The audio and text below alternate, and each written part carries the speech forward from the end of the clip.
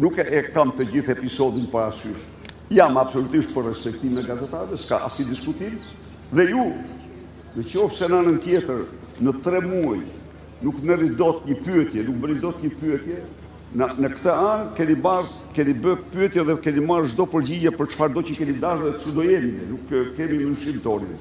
Por, dhe çdo politikan, cili do qoftë, duhet të ketë një kujdes veçantë në marrëdhëniet me gazetarin. Sikundër, e them, në protesta,